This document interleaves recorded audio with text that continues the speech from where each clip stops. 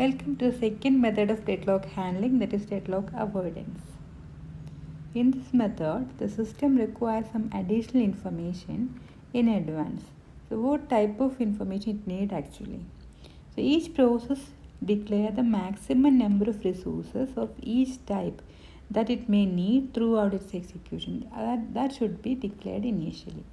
And also, system will collect information like what's the current allocation, how many instances of each resource type is already allocated to different different processes, and also how many of them will be needed in future, and how many number of resource instances are currently free.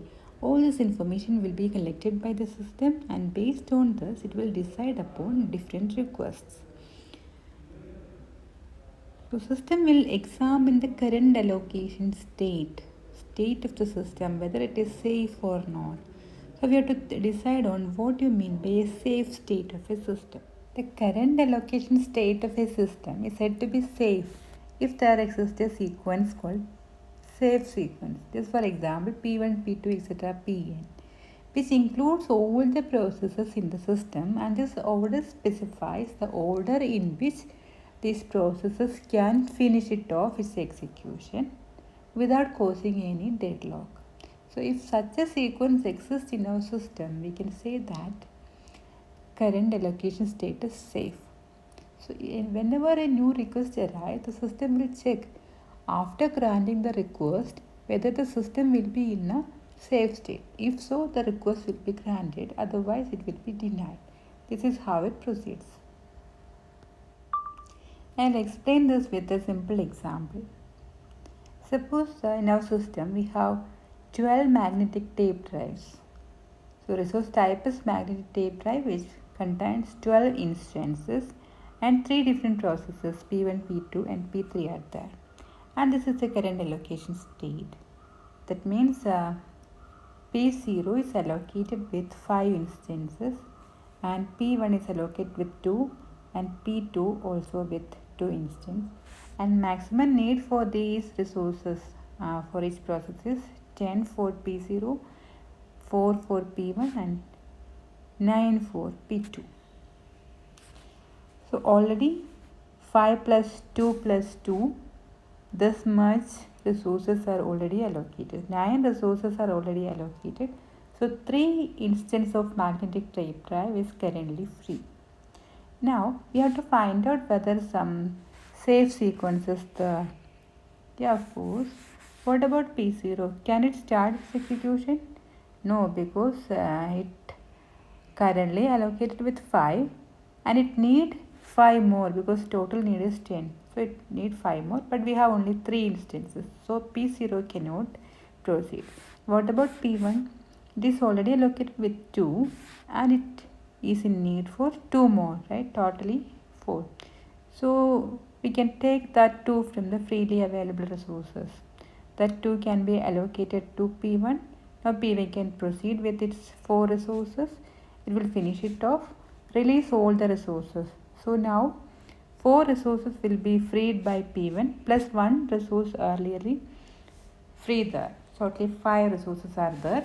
Now what about P0? P0 is waiting for 5 more resources that can be allocated. So totally 10 will be allocated to P0. P0 can now execute. After that it will free all the resources. All the 10 will be free, right? And from this 10, 7 can be given to P2 because P2 needs 7 more. P2 also can execute and release all the resources. And finally all the 12 resources will be free and all the processes completed its execution. So we can say that the current allocation state of this system is safe, right? And the safe sequence is P1, P0, P2. Now let us summarize this deadlock avoidance procedure. A process P requests for a set of resources. So upon receiving this request, the system will analyze the request. So what it will do is it will take the support of this additional information, right? What are the additional information it will check upon? Current allocation, that is how many instances of each resources allocated to each and every processes, and what is the maximum need for each processor, and what are the number of instances currently free or it is unallocated. All those information will be analyzed and it will decide upon if the request is granted, will the system still be safe? Okay. If so, if the system will still be safe after granting the request will be granted. And granted, that means the requested resources will be allotted to the corresponding process. So definitely information will be changed, right? So update the information. What information should be updated? Available resource should be decreased, right? Because we are taking some from these free resources and allocated to the requested process. That should be updated. Current allocation for the requested process will be changed, right? Because we allocated some more, that should be added upon to the current allocation. All this information will be updated. Now in the second case, that is, if the request is granted, the system reaches an unsafe state. In that case, the request will be denied, right? That is the procedure. Coming to the actual implementation of deadlock avoidance algorithm, there are two different cases. In the first cases, all the resources in our systems are of single instance type. In this case, the algorithm is straightforward. We can use a resource allocation graph to find out whether it will create a deadlock if the request is granted. Okay. Now the second case is if some of the resources are of multiple instance type. In that case, we cannot use this resource allocation graph. We have to go for some other algorithm. And the algorithm we are using is Banger's algorithm. Okay. So both these methods we can see in detail. Now coming to the first case of avoidance algorithm, that is if all the resources are of single instance type, we can use a variant of a resource allocation graph to predict whether it creates a deadlock if the current request is granted. So we are just modifying the resource allocation graph we have so far created. Actually, this resource allocation graph contains two different types of edges, right? One is assignment edge and one is request edge. Here we are adding one more edge, that is called claim edge. So claim edge will be from a process to resource, and it indicates that a process PI may request a resource RJ in future. So as we know, in case of avoidance, we will collect additional information about future request also, right? So corresponding to each future request, an edge will be added to this resource allocation graph. Such a variant is used for deadlock prediction. So the direction of this claim edge will be from process to resource, just like our request edge, but it is denoted by a dashed line to indicate that it is a future request. Now let us see how this graph is actually constructed. So at the initial stage, all the edges will be claim edges, all the requests will be future requests, right? Now, whenever a process requests for a resource, the corresponding claim edge will be converted into a request edge, right? And if the corresponding requested resource is available, that will be allocated to system.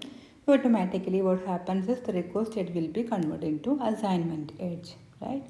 And in between, during the execution, if the process release the corresponding resource, that edge again, that assignment edge again will be converted back into claim edge till the process execution is over.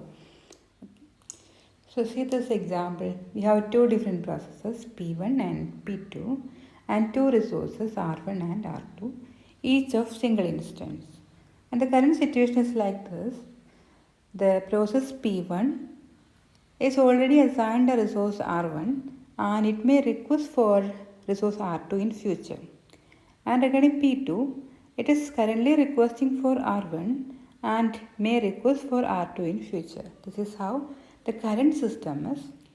Now when a new request arrives, what the system will do is, system will convert all the corresponding claim edges into assignment edges.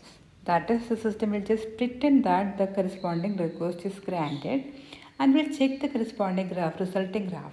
If the resulting graph contains cycles, that means the request, if granted, will create a deadlock. So never grant that request. For example, suppose P2 requests for R2, and to check whether the corresponding request should be granted, system will just pretend that the corresponding request is granted. That is, this edge will be converted into an assignment edge R2 to P2. So this will be the resulting graph, converting that claim edge into an assignment edge. Now check the graph. Whether it contains a cycle? Yeah, it contains a cycle, right? R2, P2, R1, P1, R2. It contains a cycle. That means never grant that request. It will create a deadlock. So using some simple cycle detection algorithm, the system can easily predict whether the current request, if granted, will create a deadlock or not. So in summary, when a process PI requests for resource RG, the request can be granted only if converting the request edge to an assignment edge does not result in the formation of a cycle in the resource allocation graph. Now this is how the system will avoid deadlock in case of all the resources are of single instance type. Now we have to go for the second case. That is, if some of the resources are of several instance type, we have to go for the second algorithm, that is Banker's algorithm, that we can see in the next session. Thank you.